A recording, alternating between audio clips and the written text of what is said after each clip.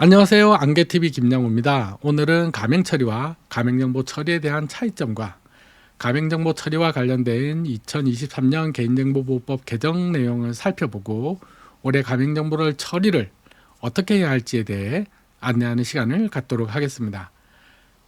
가명 처리와 가명정보 처리를 혼동하시는 분들이 가끔 계세요. 가명 처리는 다음과 같습니다.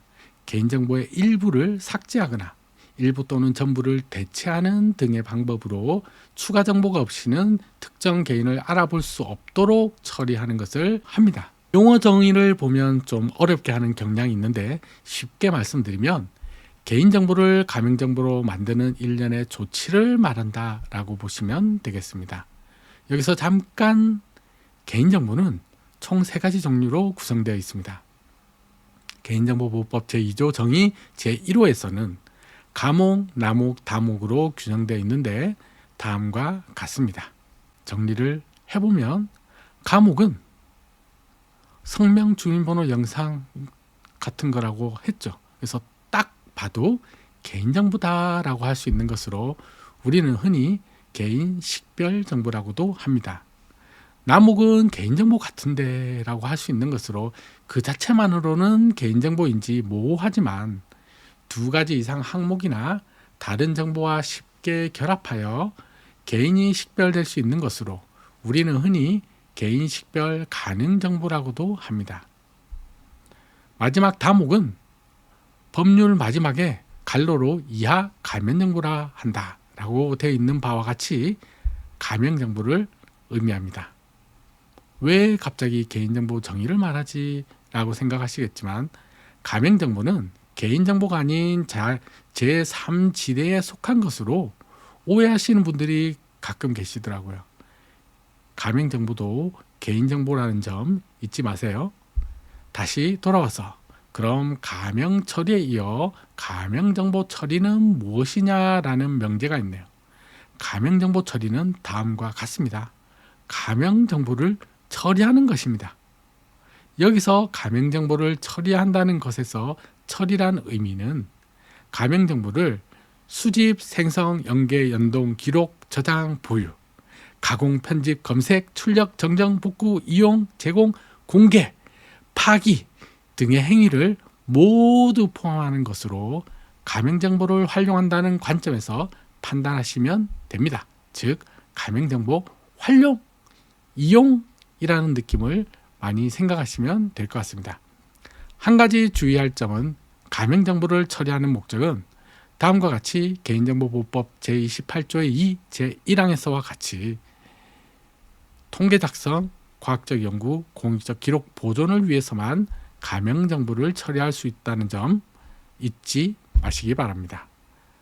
가명 처리와 가명정보 처리는 다음 그림에서 정리를 해보도록 하겠습니다. 그림에서 보시는 바와 같이 개인정보가 가명정보로 만들어지는 과정 사이의 행위를 가명처리로 보고 가명정보가 만들어진 후 그 가명정보를 가지고 이루어지는 행위를 가명정보 처리라고 보시면 됩니다. 제가 이제 여러분들이 가명처리와 가명정보 처리에 대해 충분한 이해를 하신 것으로 생각해도 될까요? 네, 모두 훌륭하신 분들이라 잘 이해하셨으리라 생각합니다. 저는 오랜 시간이 걸렸는데 역시 여러분들은 대단하십니다. 잘 모르신다고요? 그러면 천천히 또 따라오시면 되겠죠. 두 번째, 2023년 개인정보보호법 개정으로 가명정보 처리에 대해 무엇이 변경되었고 우리는 어떠한 점을 주의해서 업무 처리를 해야 하는지 살펴보도록 하겠습니다. 가명정보 처리와 관련하여 개정된 내용은 다음과 같습니다. 개인정보보호법 제28조의 4 가명정보에 대한 안전조치 의무 등의 제1항의 항목인데요. 개정 전에는 처리 목적과 상관없이 모든 가명정보에 대해 안전조치 의무를 요구하는 것으로 해석이 되었습니다.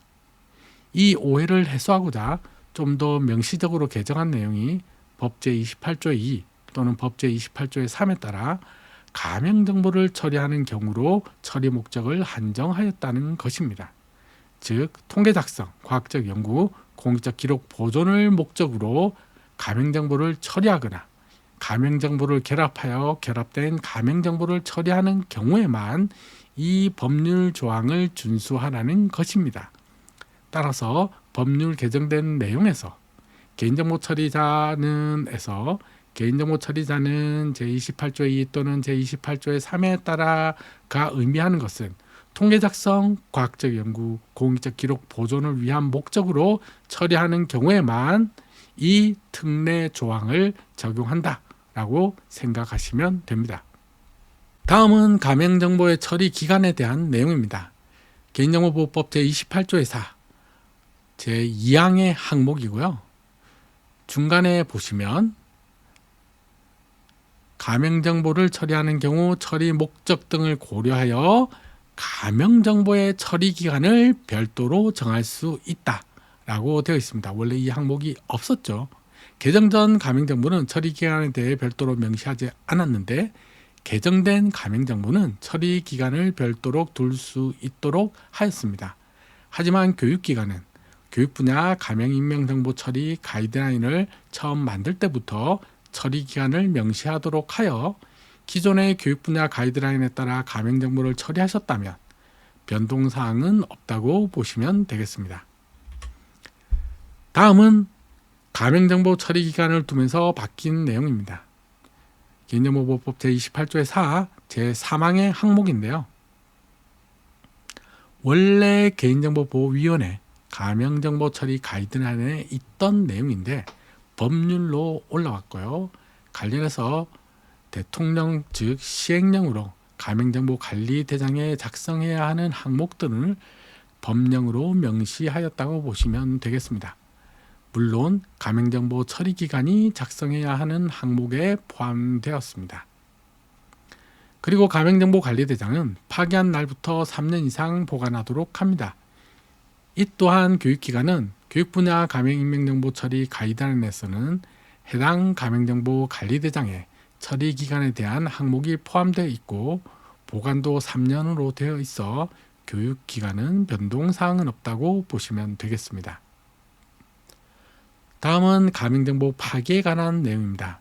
개인정보보호법 제21조 개인정보의 파기 조항의 제1항인데요. 보시는 바와 같이 가맹정보의 처리기간 경과 등이라는 조건이 하나 추가되었죠. 즉 가맹정보에 대해 처리기간을 정할 수 있도록 하면서 가맹정보의 처리기간이 경과 즉 완료된 경우 해당 가맹정보에 대해 파기하도록 법률에 개정되었습니다.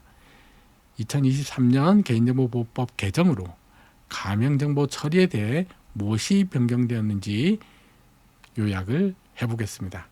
개인정보보호법 제3절 가맹정보의 처리에 관한 특례를 적용하는 가맹정보에 대해 구체적으로 명시를 하게 되었습니다. 즉 제28조 2 또는 제28조의 3에 따라 가맹정보를 처리하는 경우에만 제3절의 특례를 적용하도록 한정하여 암호화 등 개인정보 보호를 위해 가맹처리 기술을 적용한 경우에는 이 3절의 특례를 적용하지 않는다는 점, 그리고 가맹정보의 처리 기간을 규정하면서 가맹정보관리대장의 처리 기간을 기록하도록 하고 있고 해당 처리 기간이 경과하게 되면 가맹정보를 파기하도록 하고 있습니다. 가맹정보를 파기한 경우에는 해당 가맹정보관리대장은 3년 이상 보관합니다. 이상 가맹처리와 가맹정보 처리의 차이점과 가맹정보 관련 법령 개정된 내용을 살펴보았습니다. 올 한 해도 건강하시고 개인정보 보호와 안전한 가맹정보 활용을 기원합니다. 이상 안개TV 김양호였습니다.